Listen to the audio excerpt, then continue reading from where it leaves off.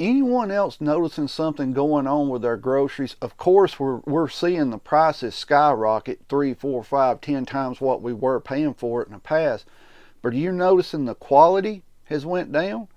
Now, during the pandemic, you could kind of say, well, okay, people's not working, there's shipping issues, supply and demand, this type of stuff. But now we're still seeing this type of quality. You can buy a bag of potatoes, and within a week, they're sprouting or rotting sitting there before you even used them, right? You're seeing it with all kinds of stuff, especially vegetables. They're not lasting long at all. You go and you buy milk, within 2 or 3 days of opening that gallon of milk, it has spoiled. It has went bad. And don't even get me started on meat. We all know meat's sky high, right? But let's say you find a deal on pork chops. There's 6 pork chops in that pack and you're getting it for $5. You're like, all right, that's $1, a little under $1 per pork chop. That's a good deal. And then you get home, you don't really pay attention to it, right? You get home, you open the pack, and you realize the pork chop's that thick. It's a 1/4 inch thick, right? We're used to it would be a 1/2 inch thick or somewhere around a 1/2 inch thick. Prices are skyrocketing high. You can't afford to buy groceries hardly anymore. And what you do buy, it's not lasting. It's going bad. Especially like milk. You open that milk and within 2 days it's gone bad, or it already stinks when you open it. Now, I've noticed something with myself. I love to drink milk. I've always drank milk growing up. Some people hate it. Some people don't like milk, and I understand that. All of a sudden here lately, I can't drink milk because it starts hurting my stomach. And people are like, well, you're lactose intolerant. And I'm sitting there, that makes no sense. I can eat cheese and cheese doesn't bother me.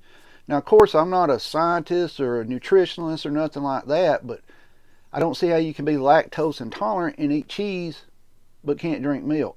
I firmly believe, now I'm not a doctor, I'm not a scientist, I don't raise milk cows. I firmly believe it's the stuff they're putting in these animals that's making you feel bad when you eat or drink something, right? You get potatoes. It's a staple in most homes, right? Potatoes go with just about anything, or you can just eat a baked potato if you ain't got nothing else, right? They're not lasting. They're sprouting or rotting within a week of opening them, or not even opening them. You're just setting them over there, and you're going to cook with them. Like maybe you buy them Saturday and you're going to cook a meal Wednesday, and by Wednesday you go over and open your bag, or you took them out and put them somewhere. They're sprouted. You can go out and plant them in your garden. They're already sprouted that much, right? What is going on here? We all think back, pandemic, supply and demand, people wasn't able to work, things were hard to find on the shelves, but we're still seeing that same type of quality in our food that's out there now. What is going on? What is causing this? Another big thing of mine is, if you've ever bought chicken breast at a restaurant or at a grocery store or anywhere, a chicken breast at a grocery store is that thick. And if you have ever raised chickens and processed your own chickens, you're not going to get a chicken breast that big. Your chicken breast is going to be maximum a 1/2 inch thick. What we do when we have to buy chicken breast, we slice the chicken breast in half and make 2 out of 1, which I'm sure a lot of people are doing that because of the price of chicken breast. Around here you can get a pack of 5 for about $12. You split it, that's about 2 meals worth, right? You split the breast in half. That shows you it's some type of hormone, or they bred these chickens, genetically modified them somehow to make these chickens get these big old chicken breasts on them, right? You go to the grocery store now and you're like, well, I want some chicken legs and thighs and wings. They cost just as much as the chicken breast now. What's going on with prices here? People cannot afford to eat. Now, one thing that gets me is, through all this supply and demand, and we can't get the stuff on the shelf, they always have the candy for whatever season's coming up. Like Easter, they're full of Easter candy. Egg prices, they drop right around Easter. Have y'all noticed that? Egg prices are sky high, and then when Easter starts coming around, they drop. Yeah, because they know a lot of people want to buy eggs. The candy, any holiday season that's coming up, the candy's always able to get out there with no issues, right? And now, I'm diabetic, I don't eat candy, but Halloween, I was noticing the bags that we used to pay $5 or $10 for, the Reese's, the mixed stuff that you give out to kids, that bag's now $25, $30. What's going on there? Why are all these prices skyrocketing yet quality is going down? One thing we've always been told, America is an obese society, right? We have a lot of overweight people in our society. I've been huge. I've been almost 300 pounds before. Well, what's one way to control that? Let's raise prices of food. Let's make the quality lower. Let's put stuff in here and this and that. Something is going on with our food supply is what I'm getting at here. I don't know what it is. I don't know if it's corporate, the government. You're going to have a lot of people that say, well, I only buy from local farmers. I only buy organic. And here's my issue with organic. If you're buying organic at a store, if you don't know, we're going to talk vegetables and things like that. If you don't know every step of that seed, you don't know if that's organic or not. Maybe what they're growing it in is 100% organic, right?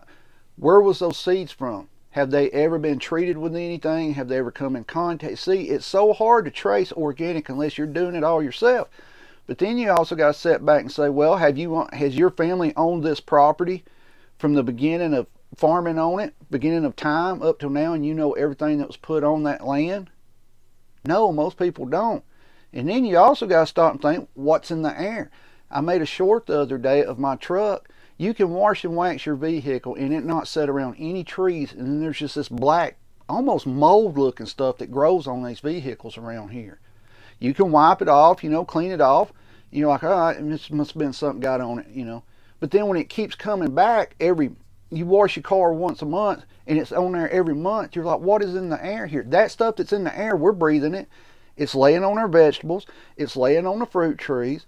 It's laying on the grass the cows eat. It's laying on everything. So everything's getting mixed up here, right? Everything's getting mixed up into your food. Am I for organic? Yes. But if you cannot trace that from start to finish, you don't know if that's organic or not. You have to know where that seed started from. You have to know where the dirt come from and everything. And I honestly think organic is kind of a myth because you cannot go 100% organic. I mean, eventually here, there's stuff got mixed in somewhere. Now, maybe you're growing it organic. All the stuff you're using is organic, but you're buying your stuff at a store that tells you it's organic dirt. Do you know that? Can you prove that's organic dirt? No. Our food, you control the population by controlling the food. It's that plain and simple. We've discussed here lately how many people I've personally known that has passed away in my area. It's to the point where you sit here and scratch your head like something's going on here. And no, they're not this either.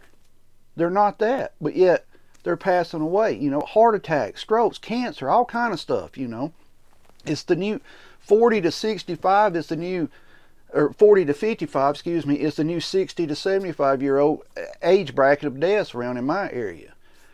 There is no way you can guarantee your food is 100% organic even if you grow it.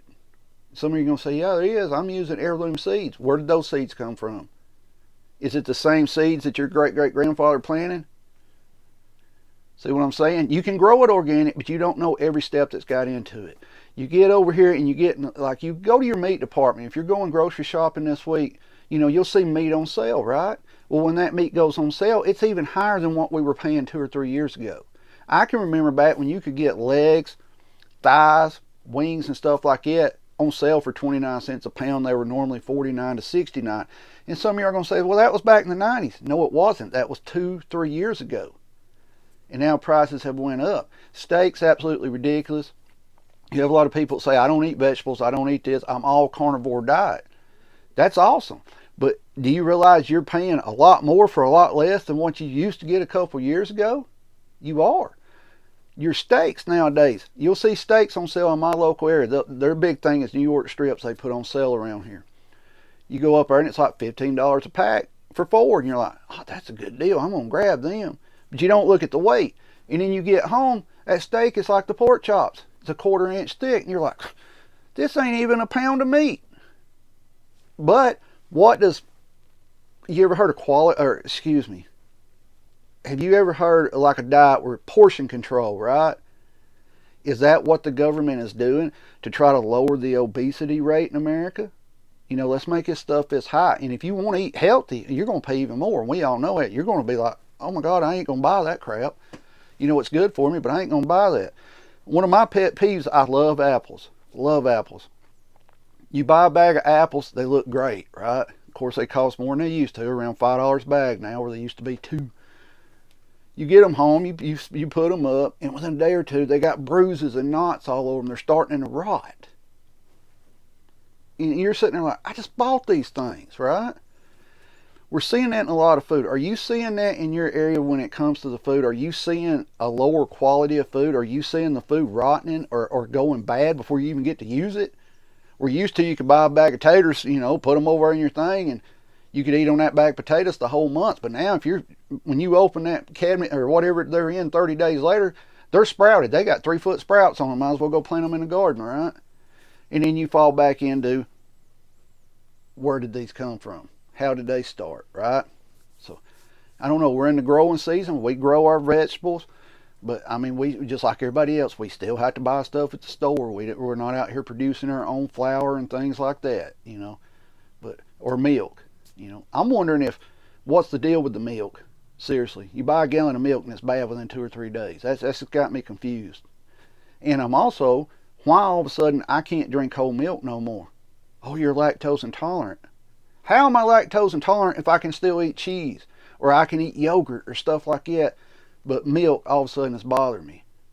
It makes no sense. It makes me wonder what is in that cow that I'm drinking that they have fed that cow, right? We've talked about this before. If you raise chickens, if you're supplementing with feed to your chickens that you're buying at your local co-op or your Tractor Supply, wherever you're buying it, and your product that you're selling, say you're selling your eggs, you're calling it, organic. Do you know every step of that feed that was brought into them chickens, where it come from? Was it ever touched with some type of spray? Did the neighbor spray their field and some of it waft over onto that? See, guys, if you control the food, you control the population. Are y'all seeing this in your area when it comes to food? The quality is down. The portions of what is ridiculous. You think you're getting a good deal on sale, right? But then you actually look and you're not even getting a pound of meat. And you look at the price of a pound, oh, that's $8 a pound. Okay.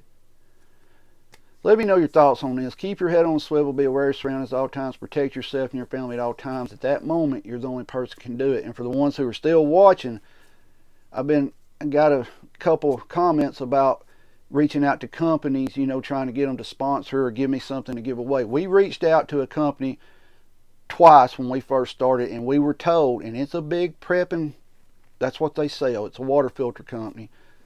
They told me that my channel did not reach their minimum threshold of even considering, to maybe give out some kind of deals or something like that. And I've told y'all all, I'm not, 10% to me is not a good enough deal. You're going to have to get up in the 20-25% because of inflation to me. And we're probably never going to get a sponsor like that. But I'm thinking the threshold for most companies when we email them is going to be the 10,000 subscriber threshold. I mean, I don't know. We're not really concerned about it. Would we like to be where we can make money off these videos? Yes, but we're not going to come on here and excuse me, we're not going to come on here and push product. We're not going to do it. But for the guy commenting that, thank you. We have reached out to companies, and we've been told repeatedly that we don't reach the threshold of their minimum threshold of even considering anything like that. But we have talked about giving away a charcuterie board, serving tray. I don't like calling them charcuterie board because I'm not that fancy. It's a serving tray or something to put a candle on. You've seen them. But guys, let me know your thoughts. The sensational headlines, I don't know if we're going to keep them up or not. We're just going to make our normal videos. They helped a little bit. Our views went up about 25 to 50 views of videos. It's telling us our click-through rate is really high. Our impressions are high. Everything's high, but we're just not getting pushed. We're not getting watched. On our shorts, they'll go out and they'll get pushed in the feed 1,000 times. We get 800 views, but yet we're not growing. All of our subscriptions come from shorts. They come from none of our videos. Most of them is coming from a short that I made about a Dollar General. I was just filming the liquor store in Dollar General, and that video is almost 90,000 views. That's where the majority of our subscribers have come from since that video come up. Long video, sorry about that, but it gets you caught up on everything that we're talking about with the channel here. But these food prices, ridiculous. Stay safe, keep prepping.